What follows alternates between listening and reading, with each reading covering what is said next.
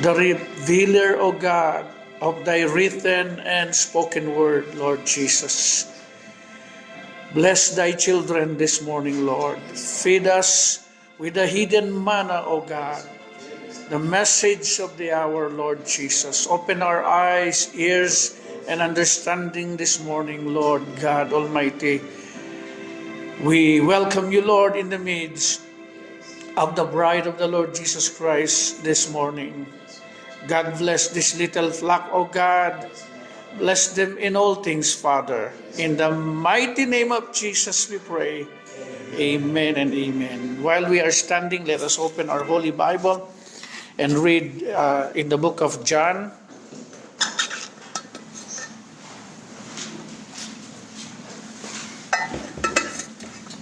In the book of St. John, chapter 1,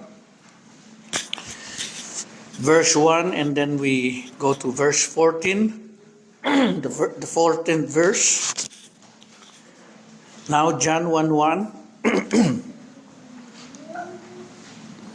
It says, in the beginning was the Word, and the Word was with God, and the Word was God. Verse 14, and the Word was made flesh, and dwelt among us.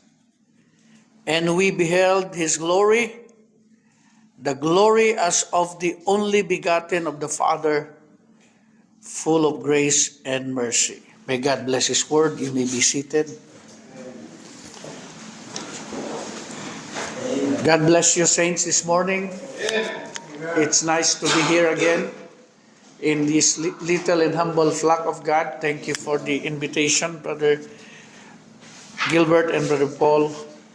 Yeah, it's a pleasure to be here. And please kindly remember us in prayer. For next week, we are invited in Edmonton to preach the word there at Pastor Siglar. So that is an open door that God has given to us while we are here before I go back to Toronto. Amen. So it's good to see my family here, my son-in-law, my grandchildren here, and it's a pleasure to fellowship with you, my brothers, Brother Puri there and his wife, so and all the brothers here. So I hope this morning God will speak to us. Amen. I do not want to speak my own thoughts or my own wisdom or knowledge or understanding. I just want to preach and to teach what the Bible and the message of the hour preach from the prophet of Malachi 4, 5, and 6 and Revelation 10, 7. Amen? Yeah. So our title this morning is The 9 Condescendings of God, with a subtitle, The Second Condescending of God, because the first condescending was what we preached last Sunday here. Amen? So we are now on the second condescending. And may the Holy Spirit help us to break His word. Amen? What is the second condescending of God? The second condescending of God is John chapter 1 verse 14. The Word was made flesh. Amen? That is the second condescending of God. The prophet of God said in his message, Hebrew chapter 5 and 6, 1957, he said, paragraph 56, now how many remembers the teaching about the Godhead?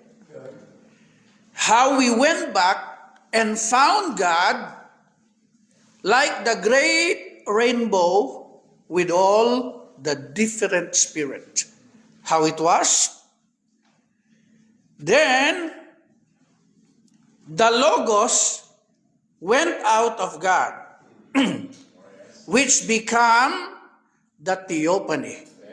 Theo means God. Pani, God's body. And that theophany, that was in the form of a man.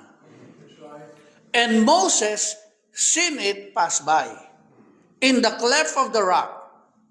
And then that theophany was made absolutely human flesh, Christ. Amen? So there we can see clearly the attributes or thoughts of God being made manifest.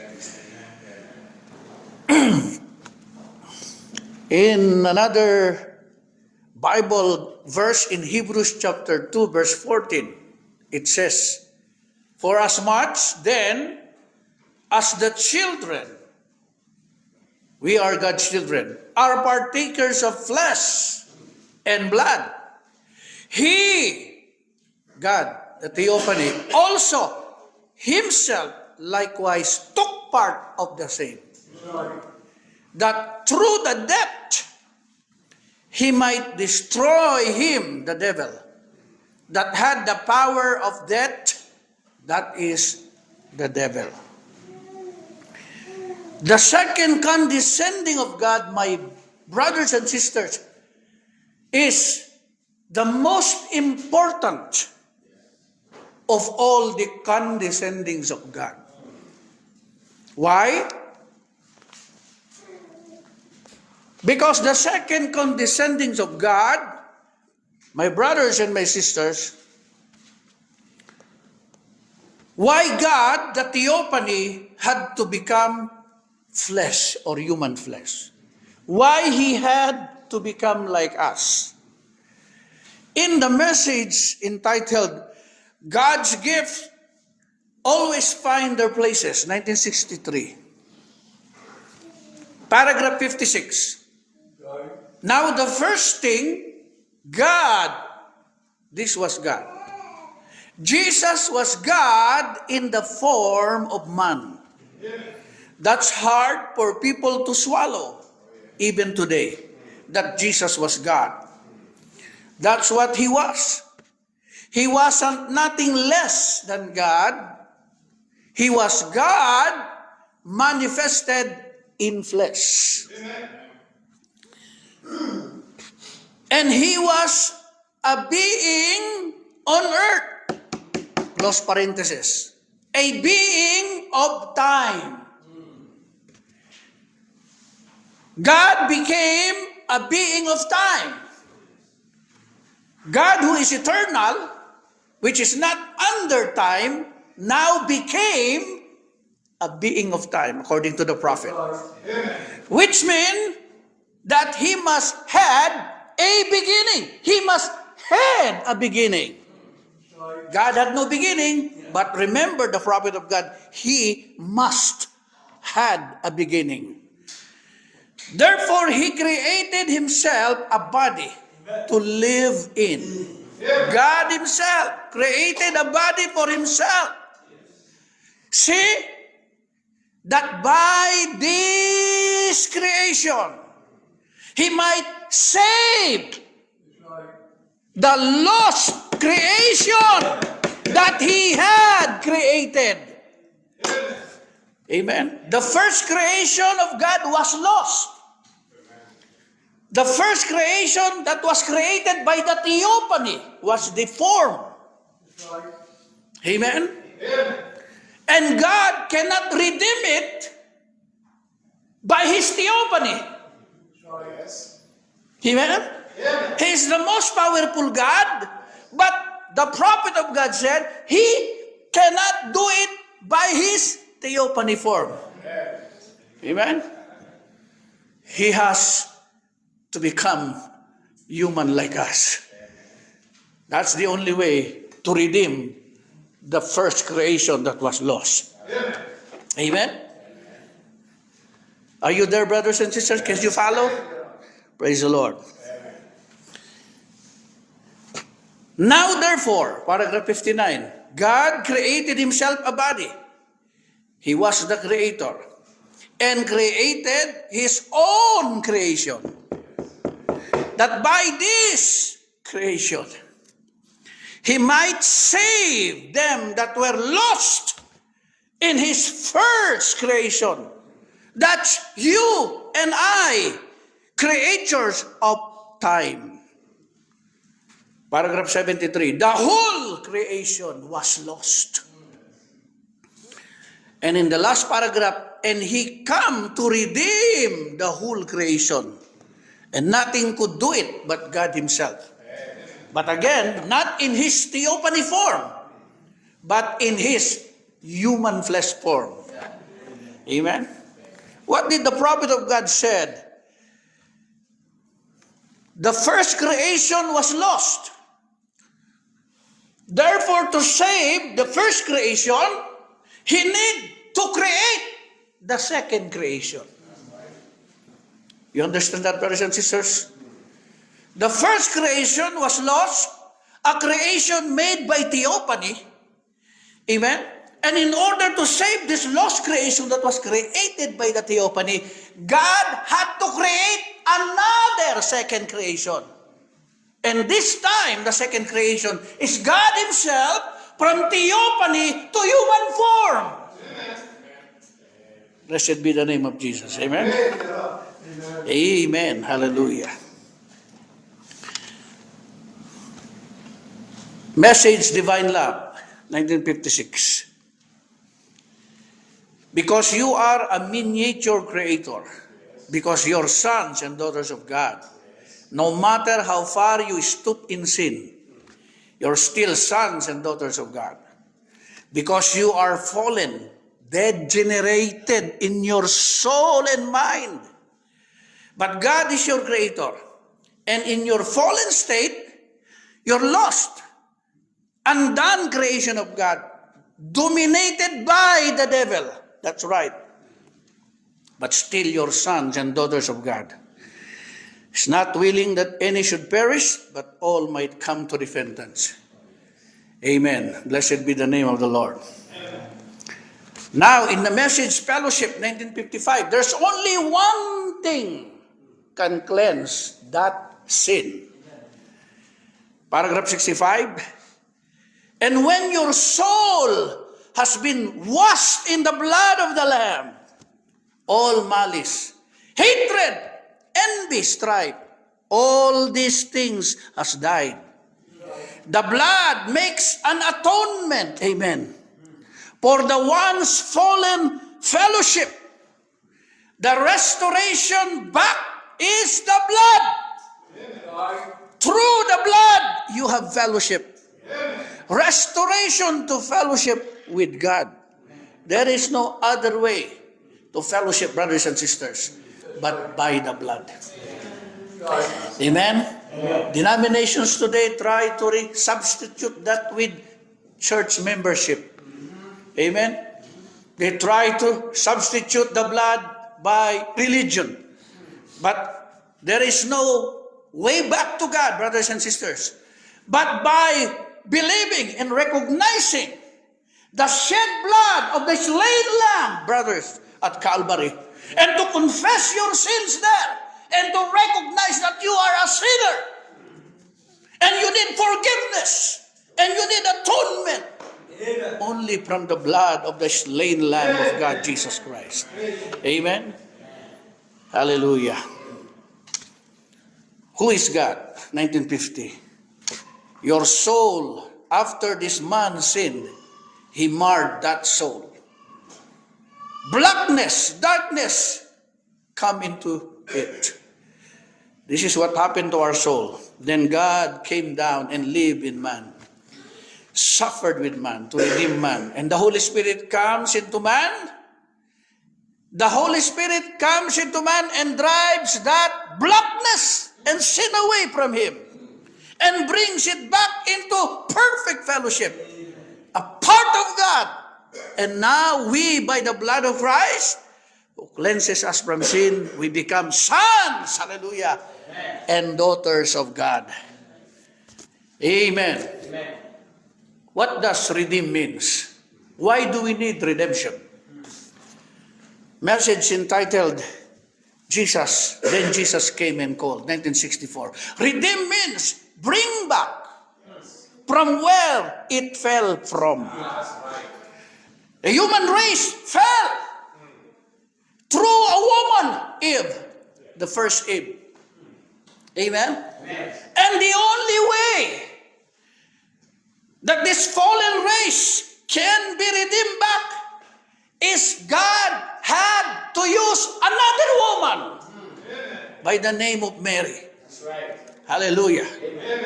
Amen? The first creation fell through a woman. Amen? And the first creation was restored by the second creation by another woman, instrument of God, brothers and sisters, so that the theophany could be formed in that womb as a human form, as a human body, with flesh and blood, brothers and sisters, to be shed at Calvary. Message entitled, Identified with Christ of all ages. Redeem means bring it back to where it started from.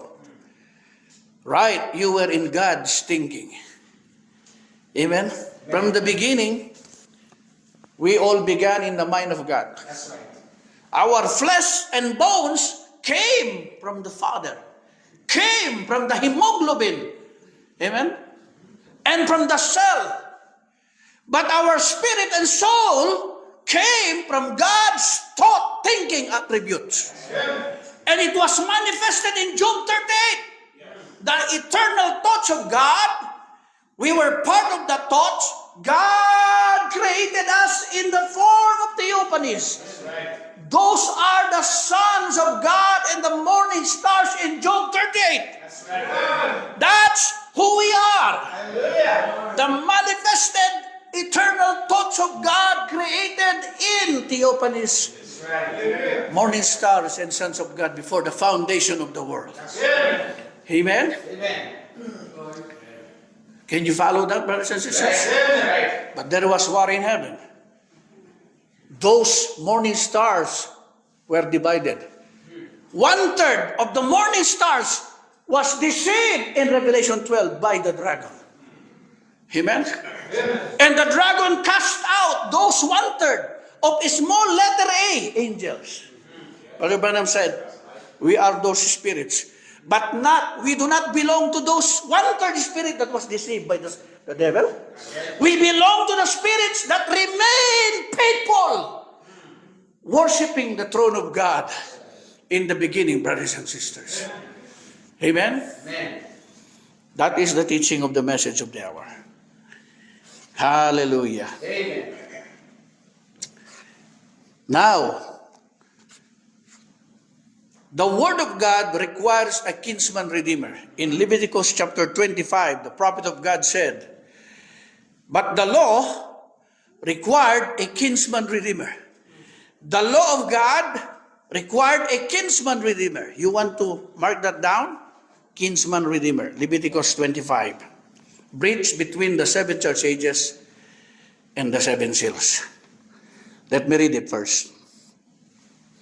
Leviticus 25, 23 to 52. It says here, the land shall not be sold forever, for the land is mine. For ye are strangers and sojourners with me, and in all the land of your possession ye shall grant a redemption for the land. If thy brother be waxen poor, and hath sold away some of his possession, and if any of his kin come to redeem it, then shall he redeem that which his brother sold. If the man have none to redeem it, and he himself be able to redeem it, then let him count the years of the sale thereof, and restore the overplus unto the man to whom he sold it. And he may return unto his possession. But if he be not able to restore it to him, then that which is sold shall remain in the hand of him that hath bought it, until the year of Jubilee, 50th year. And in the Jubilee it shall go out, and he shall return unto his possession. The Jubilee year, brothers and sisters. And if a sojourner or a stranger wax rich by thee, and thy brother that dwelleth by him wax poor, and sell himself unto the stranger or sojourner by thee, or to the stock of the stranger's family, after that he is sold, he may be redeemed again. One of his brethren may redeem him. Either his uncle's son may redeem him, or any that is nigh of kin unto him of his family may redeem him. Or if he be able, he may redeem himself. And he shall reckon with him that bought him from the year that he was sold to him unto the year of Jubilee. And the price of his sale shall be according unto the number of years. According to the time of the hired servant shall it be with him. If there be yet many years behind, according unto them, he shall give again to the price of redemption out of the money that he has bought for. If there remain but few years unto the year of Jubilee, then shall he count with him, and according unto his years shall he give him again the price of redemption. See? There is a law of redemption, and only a near kin can redeem that person. Amen? And as a creation of God, we were lost. Angels cannot redeem us, because we were not created in the image of angels. Adam cannot redeem us because Adam sinned, and the whole human race is lost. So there's only one that can redeem us, and that is God, because we are kinsmen of God. We are created in the image of God, Genesis 1:26. Let us make man in our image and in our likeness. Amen? God is our kinsman redeemer. And that's why theophany has to become human flesh. Because we as God's children, we have flesh and bones. So God himself, hallelujah, took part of the same. God became our kinsman redeemer through Jesus Christ. Amen. Hallelujah. Is that clear, brothers and sisters? Thank you, Jesus. Now, virgin birth brought the kinsman redeemer. Okay? Virgin birth. A woman without a husband. A woman that is a virgin untouched. She is the right vessel to bring forth the kinsman redeemer. Because Eve was defiled by the serpent. That's why flesh and blood was introduced into the world by sex. But the prophet of God said the original plan of God is to repopulate the earth without sex. Amen? And he gave example of Adam. Adam was created by God without sex, no mother and father. And the prophet of God said, Adam was a spoken word creation of God. Amen. And Eve was taken from the ribs of the original creation. Eve, without sex also, was born into the world. Amen? So that's the original plan of God. Thus saith the word of God. Amen? But Satan came along through the serpent and injected the sexual. And that's why all men from there was deformed. We are all perverted beings, brothers and sisters. Satan, the devil, through the serpent, perverted the plan of God. The repopulation of the earth without sex. Now Satan came and perverted the plan of God. He deformed it, brothers and sisters. Amen. Amen. Are you still there, brothers and sisters? Amen. See? So, God had to predestinate another woman. Amen? And through that woman, Mary, God will continue to create what He has planned in Genesis Amen? He will create a second Adam. And that second Adam is none other but our Lord and Savior Jesus Christ. God created another Adam. The second Adam in the virgin womb, brothers and sisters. God is going to continue what He had in the book in Genesis. Amen. Hallelujah. That's why our Lord and Savior Jesus Christ, He was the first of that creation, brothers and sisters. A man born out without sex. Amen. The Bible says, you have prepared a body for me. God created that body. God formed that body in the womb of Mary. That theophany was made flesh. Brothers and sisters, amen. The prophet of God said, the law requires a kinsman redeemer. Amen. Blessed be the name of Jesus. He said, now, O my, the forfeited title deed is now in the hands of the original owner, Almighty God.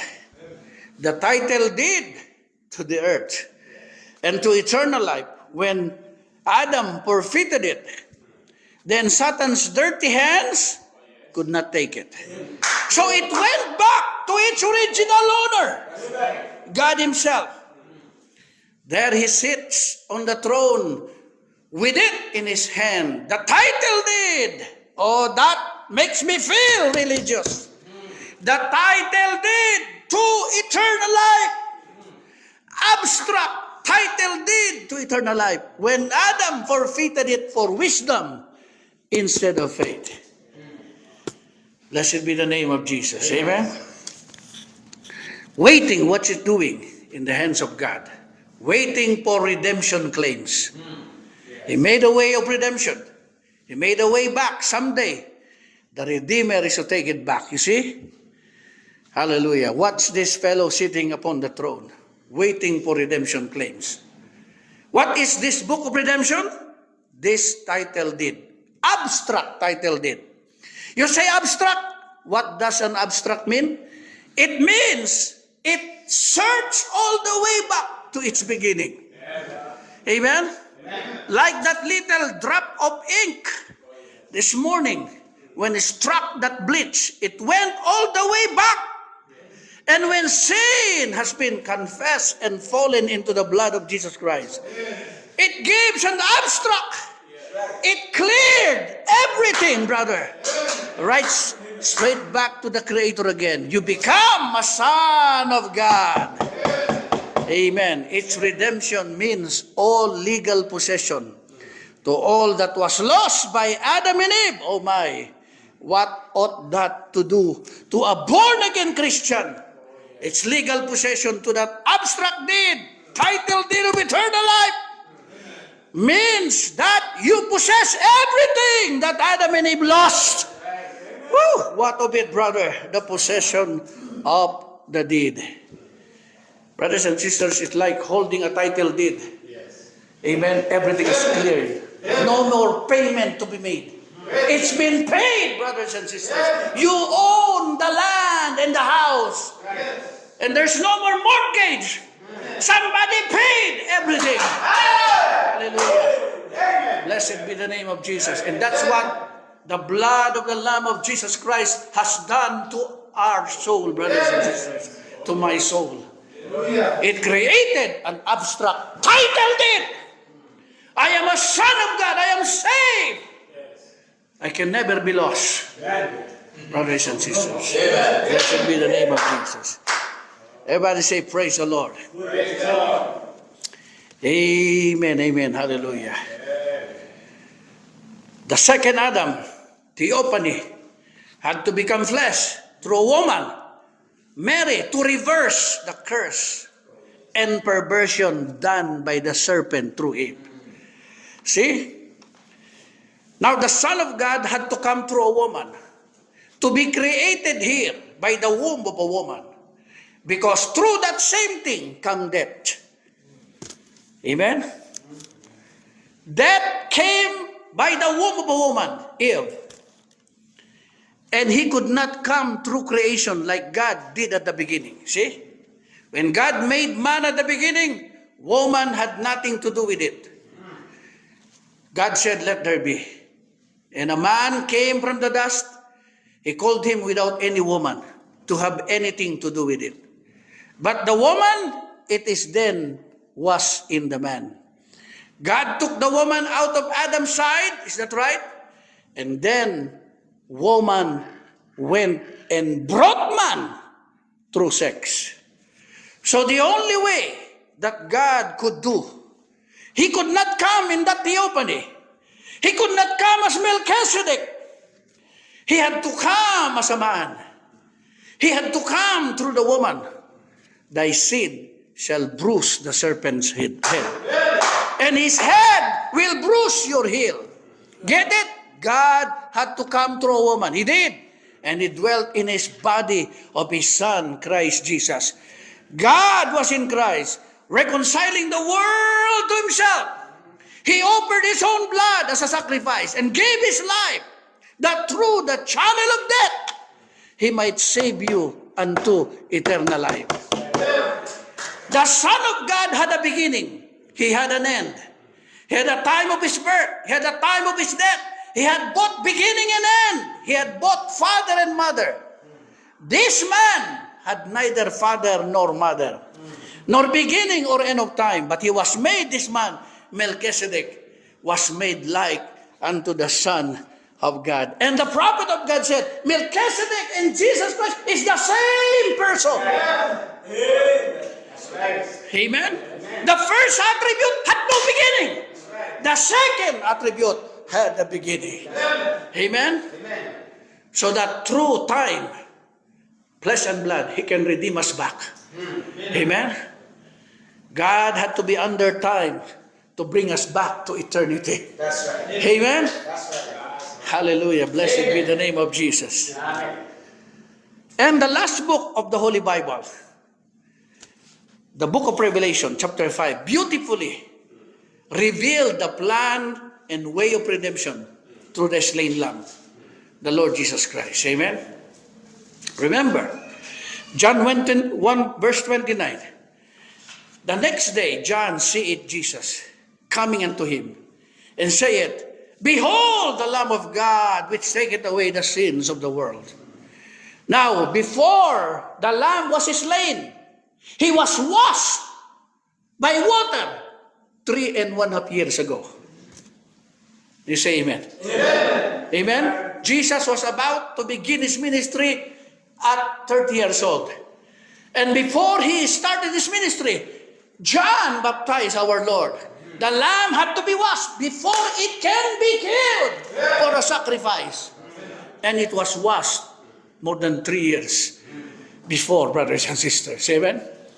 That lamb was washed at the Jordan River by John the Baptist more than 3 years before it's slain.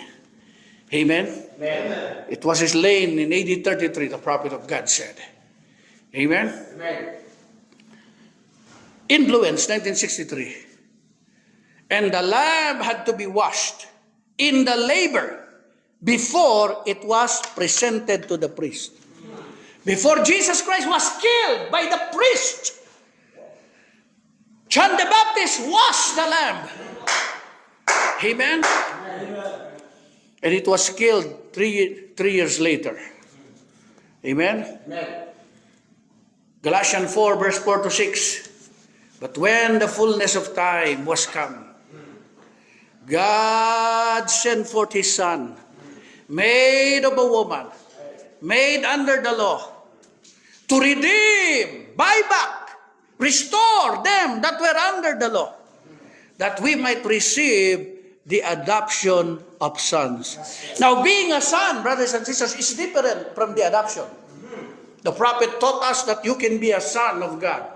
But if you are not adopted, you are not heir of God's kingdom. You must prove yourself to become adopted son. Yes, in the Oriental custom, the prophet of God said, you can be a son of the rich man, but you must go under the tutor. You must go under the observation.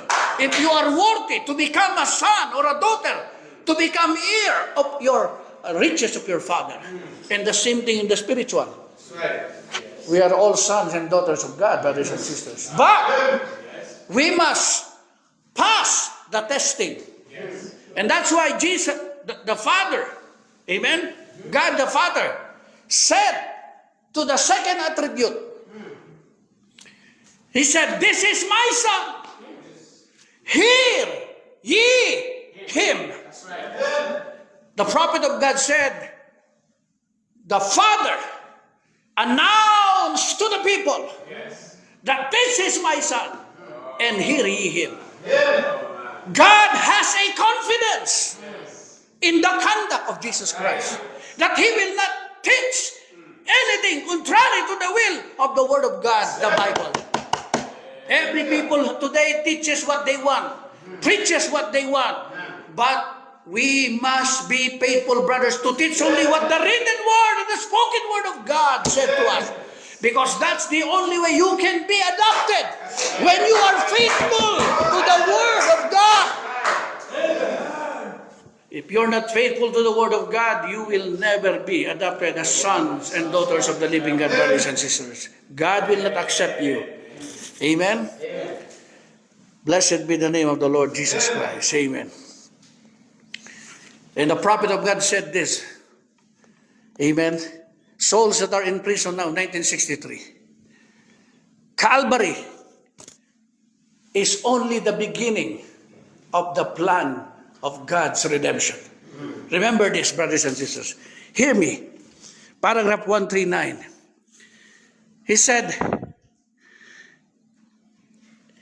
"But you see, in this book was what was redeemed. It was the book of redemption.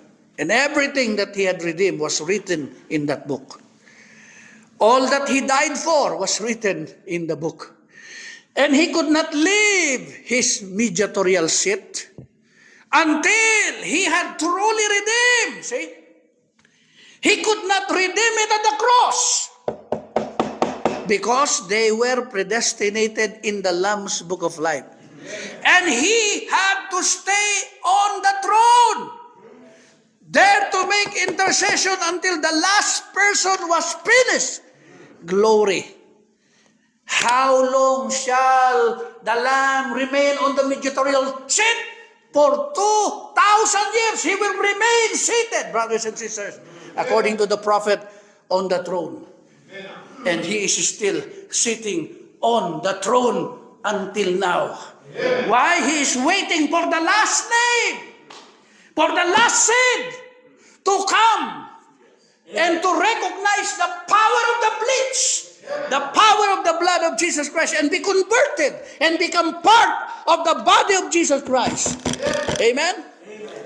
That's when the Lamb will leave His mediatorial seat. Amen?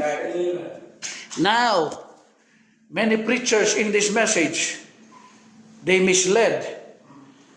They said that mercy is over. Because when they read the bridge between the seals and the seven church ages, they misinterpret the prophet of God teaching that the Lamb already stood up from the throne. And it is now a mercy. It's no more a mercy seat now. It is now a judgment seat. And many preachers in this end time are teaching that right now and deceiving the people. They misunderstood what the prophet of God said. Prophet of God said, He will become a lion when He has redeemed the last name of the elect. Let me read it, brothers and sisters, okay?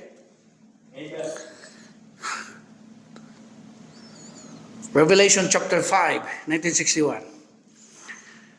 "Behold the Lamb, but when He looked around, He saw a lion. It was a lion. And lion, what is a lion? King. Instead of a lamb. But then what was it? His mediatorial work was done. He quit being the mediator at the end. Notice church. When did He quit being the mediator? At the end of the church age. Not in 1963.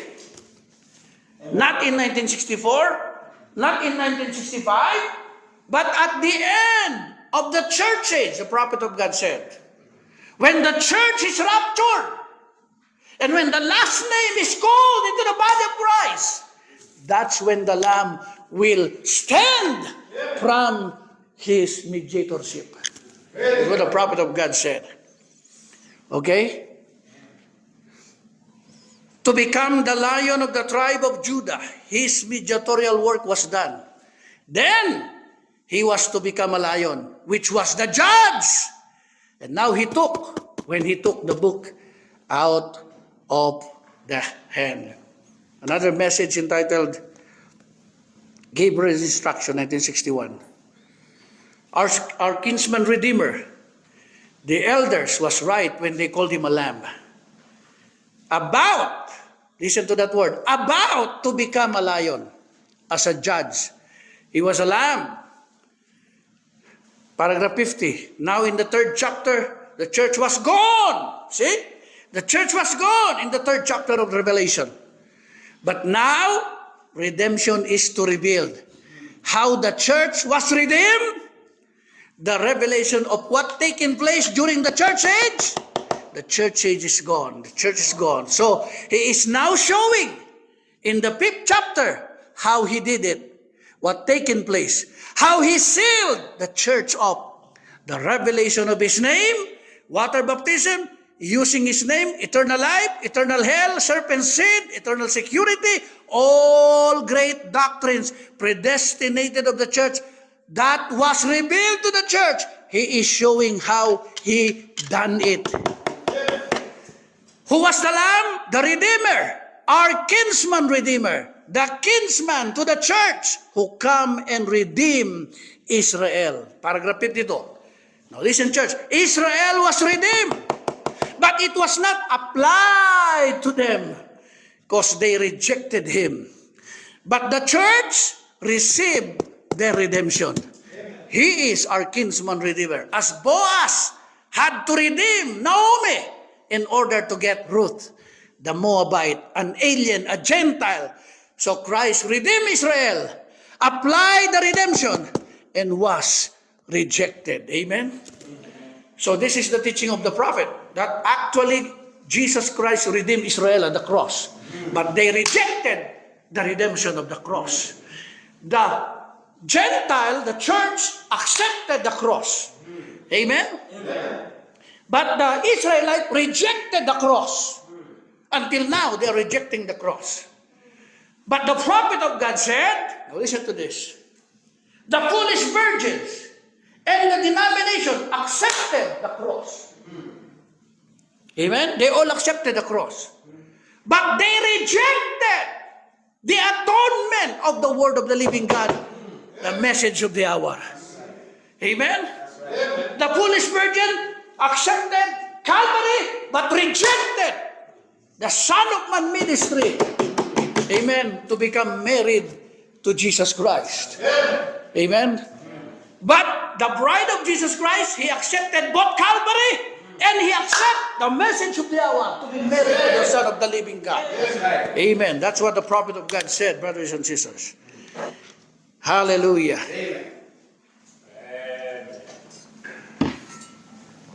Now, without revelation, it's very hard to understand and to comprehend this message of the hour in these last days, brothers and sisters.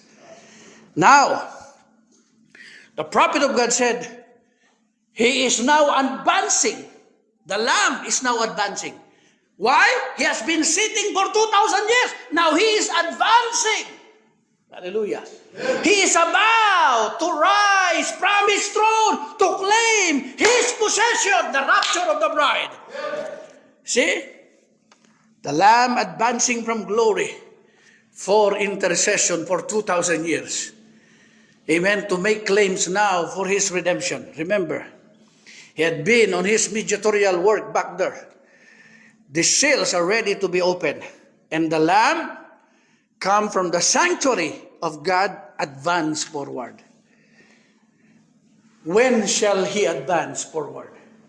When shall the Lamb advance forward from his mediatorship? paragraph 210. 202. Wait till we get over there.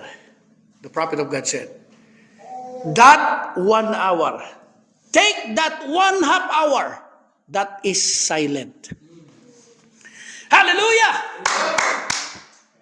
That 1/2 hour silent, that's the time when the Lamb will advance from His throne to claim His possession, the church.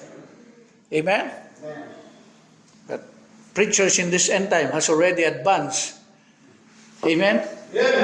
The coming out of the Lamb in 1963. They said the Lamb has left the mercy seat in 1963. That's false. That's wrong, brothers and sisters. That's right. The prophet of God said He will advance. Wait for that 1/2 hour silence. And what is 1/2 hour silence? The coming of the Lord. The rapture of the church. Brothers and sisters. Now the prophet also taught us that the 1/2 hour silence is also, amen? The coming down of the eternal Spirit from the throne of God in the mighty angel form of Revelation 10:1-4 to reveal the 7 thunders of Revelation 10. That's also part of the 1/2 hour silence. But it did not end there. The 1/2 hour silence started from Revelation 10 and ended in the rapture of the church, brothers and sisters. For the prophet of God said the 1/2 hour silence is the coming of the Lord. Amen? To take the bride. Let's not forget that, brothers and sisters. Now, for now He has to make intercession for 2,000 years. He's been waiting. If the church has been waiting for 2,000 years, our God, our mediator, our kinsman redeemer, has been waiting for 2,000 years. And He's ready to step up from that throne. Amen? He's ready. He's just waiting for that last name. Amen. To be baptized in the name of the Lord Jesus Christ. Amen. To be baptized in water in the name of Jesus Christ and to be baptized with the Holy Ghost and fire. Then that's the end of it. Amen. The Lamb is ready to claim His possession. This is what the prophet of God said in the message bridge between the 7 church ages and the 7 seals. Christ has redeemed us now. We are now redeemed, but He has not claimed His possession yet. Now you might differ with that, but just hold on a minute. He has not claimed it. And He took the book of redemption. Everything that Adam had and everything that he lost, Christ redeems back. He has already redeemed us. Praise the Lord. But He has not took the possession yet. He cannot until the time appointed. And then will come the resurrection. And then the earth will be renewed again. And then He will take His possession which He got when He redeemed us. But He will do it at the appointed time. This is what they miss, brothers and sisters, to those who preach that mercy seat is over. Amen? Hallelujah. But the bride of Jesus Christ, we cannot miss it. We can see clearly from the teaching of the prophet, the written word and the spoken word by the Holy Spirit, that we are on the right track, brothers and sisters. Amen? Our Lord is still sitting on the throne of grace until now. He has not claimed His possession yet. And that is the resurrection of the bride in this one of this day. Amen? Now, what are we doing now? Why we are going to church? What is our ministry? This is what the prophet of God here said. Listen to this, church. In the message entitled, What Was the Holy Ghost? 1959, given for. What part do we have in this redemption? Paragraph 27. And just as you are hungering tonight, amen? For the Holy Spirit, it's something in you. Pulling you. That's a purpose of God in your life. That's got to be fulfilled. Just like it was with Ruth. See? You know the story of how Ruth gleaned in the field and found favor with Boaz? And before he could marry her, he had to redeem all that Naomi had lost. The only one that could redeem Naomi's fallen state in the law of redemption was a near kinsman. Had to be kinsfolk before he could redeem. And that was her closest kinsfolk. And he had to make a public ensign outside of the gate, or a public confession that he had redeemed all that Naomi had lost. And Boaz did it by kicking off his shoes before the elders. And said, if there's anybody here that's got anything that belongs to Naomi, I this day have redeemed it.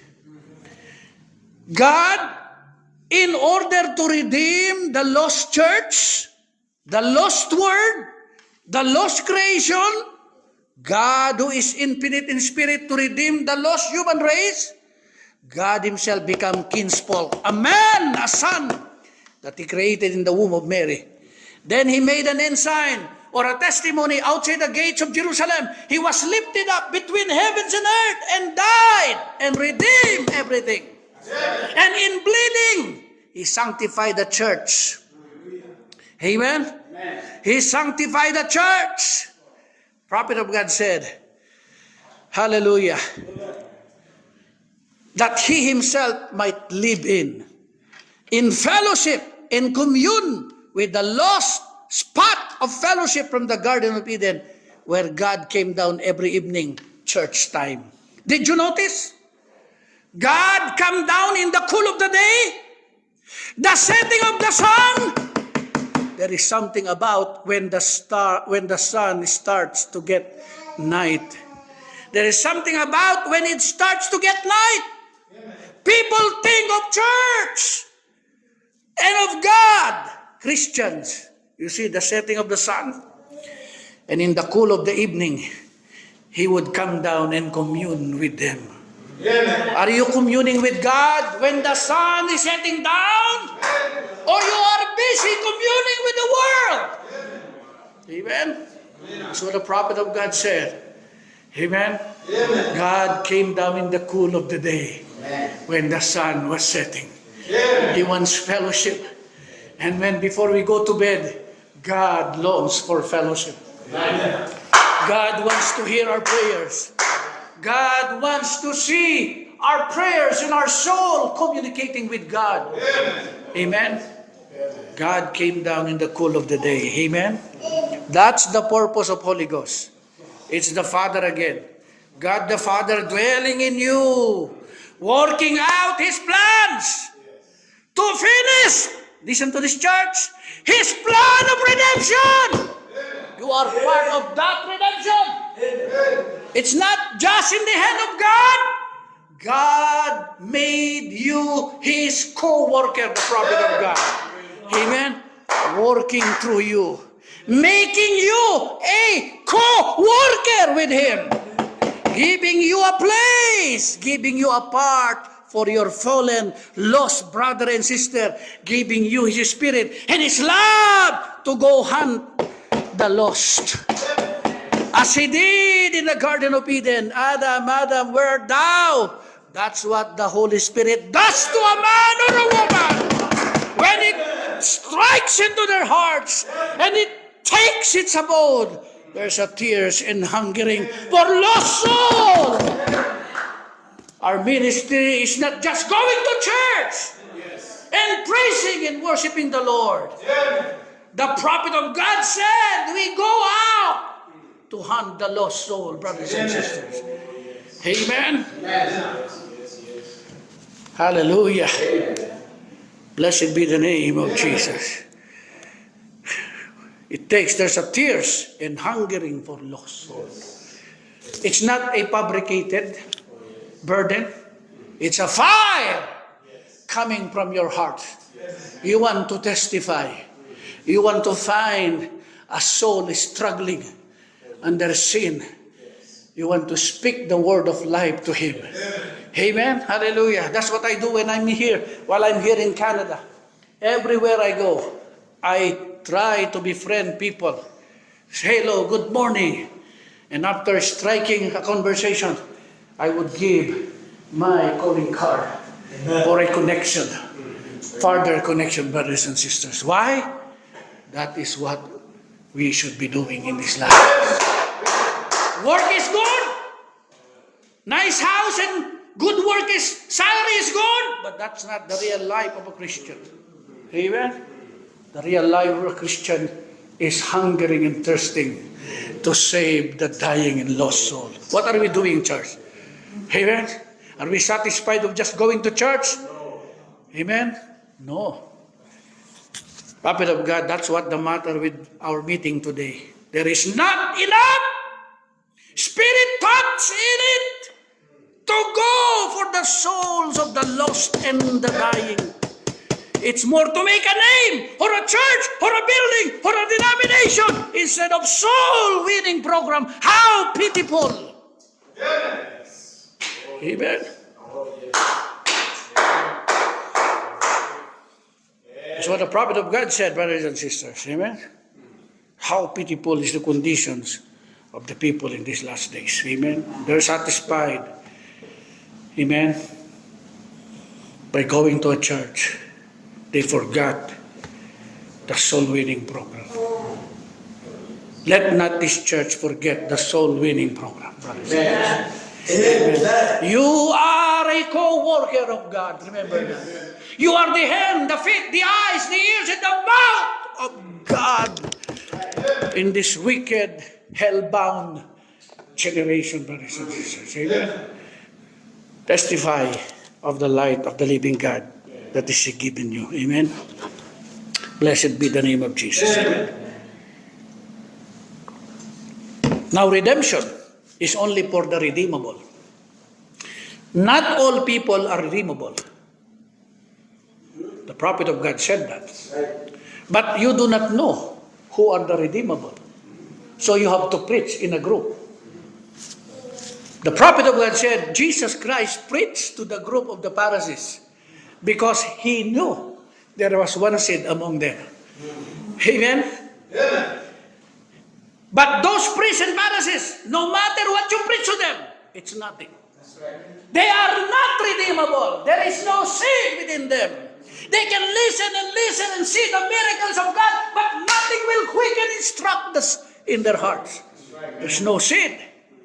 But that ill-famed woman prostitute, when she heard the Messiah, when she saw the Messiah, and the light of God's word is struck in her heart, the seed was quickened. The prophet of God said she was redeemable before the foundation of the world. Amen. Hallelujah. Blessed be the name of Jesus. Amen. There are some people who are not redeemable. Like the 1/3 of small letter angels that Satan deceived before the foundation of the world that now came in human form. They are not redeemable. Serpent seeds are not redeemable. Brothers and sisters, no matter what you do, you cannot redeem a serpent seed. Amen? Because God knew from the beginning, message entitled, now this is going to be hard. Going to be hard and deep, but please bear with me. Question and answer 1957. See? The difference between capital A and small letter A. We already talked about this last week. This is what the prophet of God said.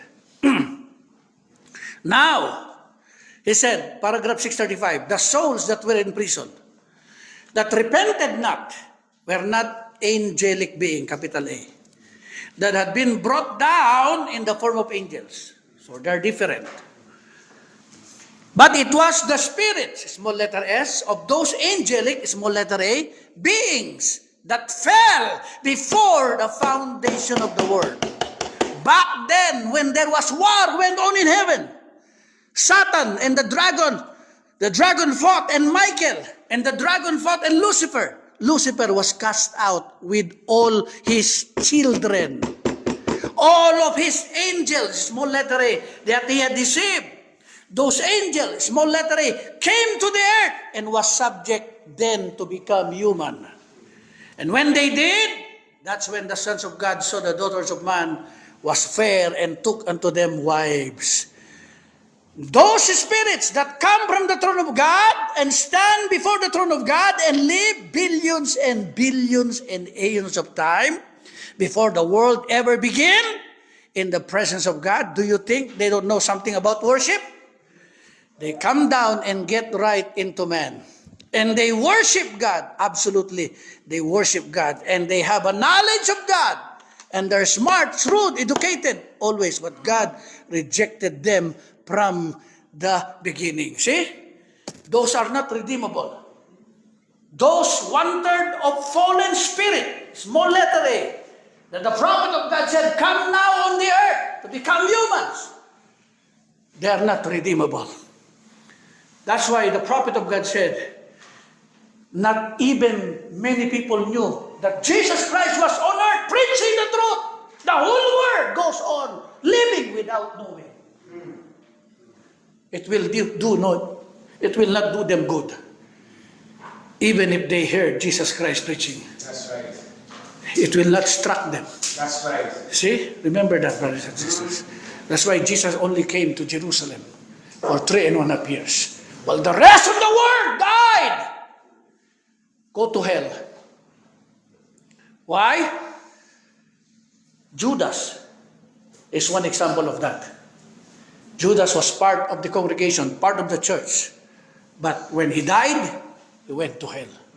Why? Judas is part of the serpent seed. Amen? The prophet of God said that. Amen? He is not redeemable. Judas is not redeemable. Even though after his calling, after his part in the ministry of Jesus Christ, he healed the sick. Amen? Judas was part of the ministers that heals the sick. But Judas was not part of the sons of God. Amen? He came from hell and he go back to hell. Prophet of God said. Now remember, that's what the Bible says. All right? These souls in prison that are in hell, where did they begin? Where did it begin? They began in heaven. They came from heaven. They fell. And they were sent down to hell, brothers and sisters. Because they rejected the leadership of the morning stars, our Lord and Savior Jesus Christ. They followed the leadership of Lucifer. He's also a morning star. Amen? Remember that. Some of the morning stars remain faithful to the morning star, Jesus Christ. But the 1/3 followed another morning star, Lucifer. Did you notice that? That's what the Bible says.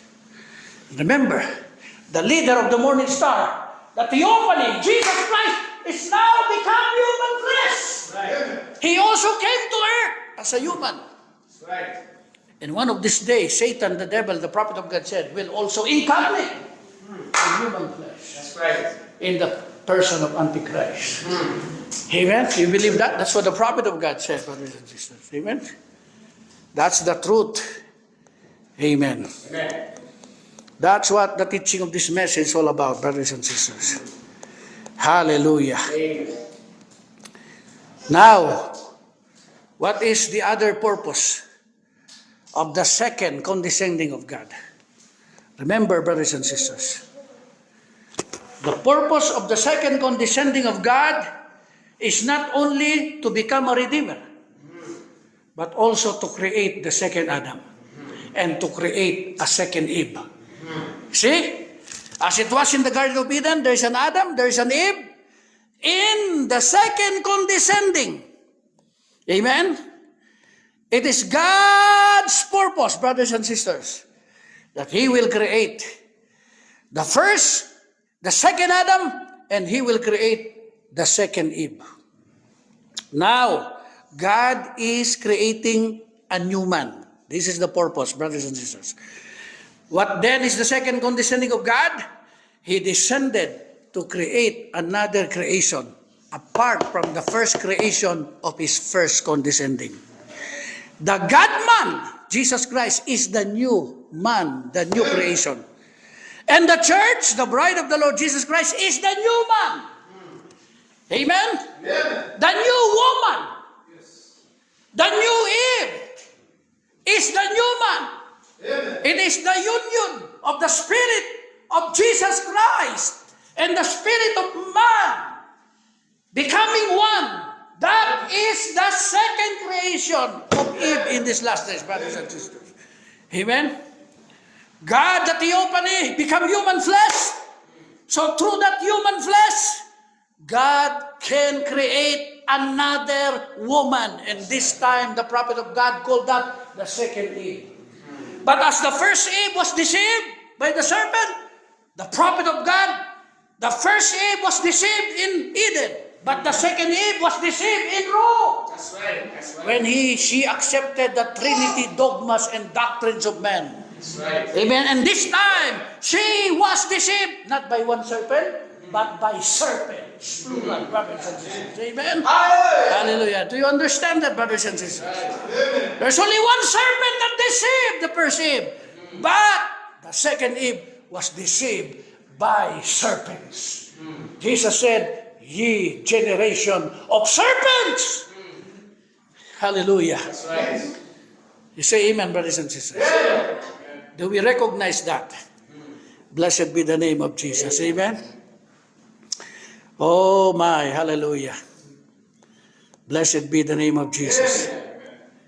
You see, God started creating another man from the second Adam.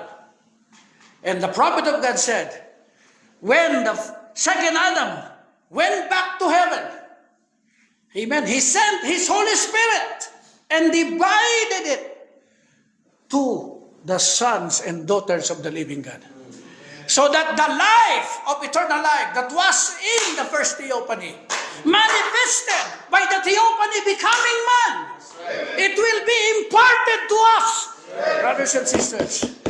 Though we are yet in this dying flesh, but our soul, hallelujah, has been restored. Amen. Blessed be the name of Jesus. Amen. Hallelujah. Now this is going to be deep. Prophet of God teaches that when Jesus died, his body was in the grave for 3 days and 3 nights, right? But that body was not corrupted. For the scripture said, I will not suffer my Holy One to see corruption. That flesh was preserved. It was untouched, brothers and sisters. But the prophet of God said, his soul, his spirit, his theophany. Hallelujah. What is the soul and what is the spirit of Jesus Christ? His theophany. He said it went down, brothers, into the lower parts of the earth and preached to the lost souls in prison, which were also in Theophanies. Prophet of God said that fallen Theophanies, deformed. So the prophet of God said, when God created Adam, prophet of God said Adam was walking in the garden without a body. But the prophet of God said he was walking in theophany. That's right.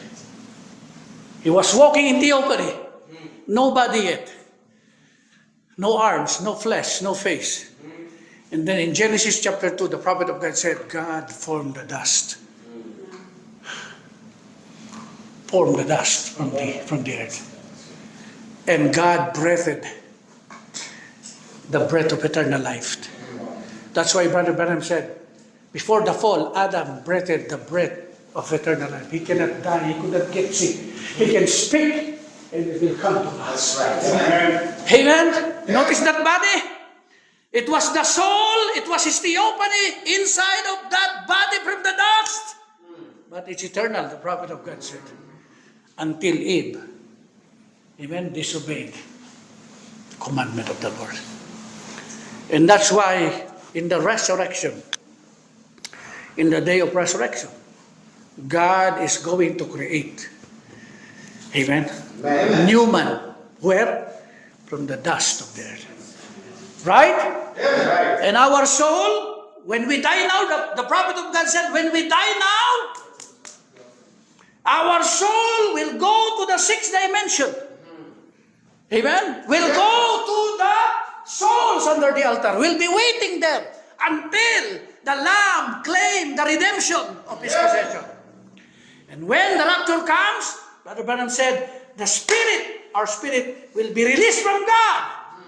Will be reunited with our soul in the sixth dimension. And that soul and that spirit in celestial form will come back and pick up the body. Amen. From the dust. And the prophet of God said, theophany is a glorified body. Hallelujah. Amen. Theophany is a glorified body. It's complete then. Amen. When we die now, we are not complete yet in that dimension. We have to wait for our body to be resurrected. We have to be reunited with our soul, spirit, theophany, to pick up that body. Then the prophet of God said, theophany is a glorified body. Blessed be the name of Jesus. That is the new man, brothers and sisters. And the only way that our soul can be restored back to the beginning is by the spoken word of God. Perfect faith. Perfect love. You see, that is the capping of the individual, the prophet of God said. When you see a person with brotherly love and brotherly kindness, and he loves God, and he loves his enemy, you see a person individually capped by the Holy Spirit. How many this morning believe that you are now an individual capped by the baptism of the Holy Spirit? Amen. When you can see a person love even his enemy, forgive even his enemy, and brotherly kindness and brotherly love is just, oh my. And he loves God and he loves all men. No matter what they say to him, brother, that individual is already capped. As the church is already capped by the seven thunders and by the third-fold ministry of the prophet, everything is complete. Everything is capped. The church is capped. The individual is capped. We're just waiting for the redemption claim one of these days, brothers and sisters. Let us be ready. Amen. And while we are waiting, the prophet of God said, let us hunt the lost souls.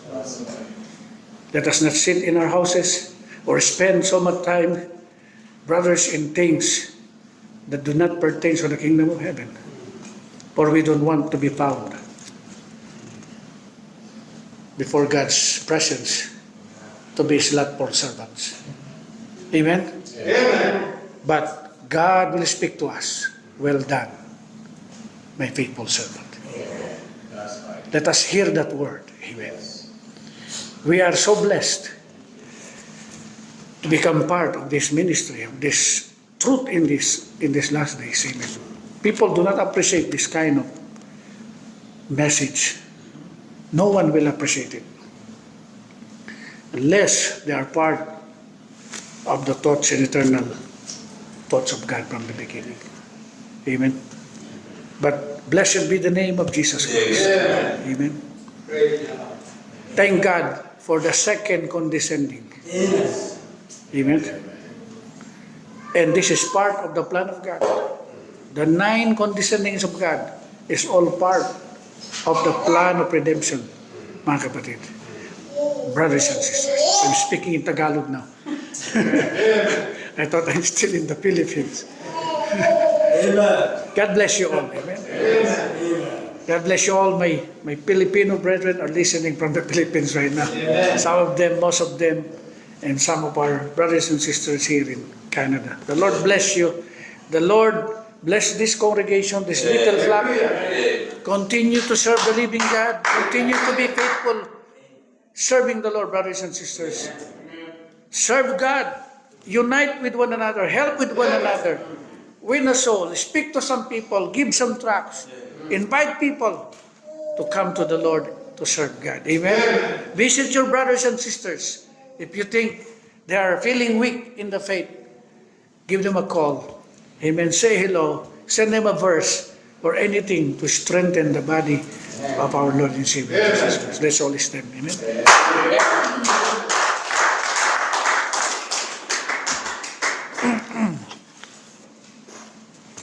Let us pray. Most gracious Heavenly Father, we honor you.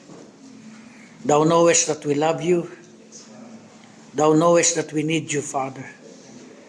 And that this little flock, Lord, need your love, presence, your help, O God, your strength, your grace and mercy, your deliverance.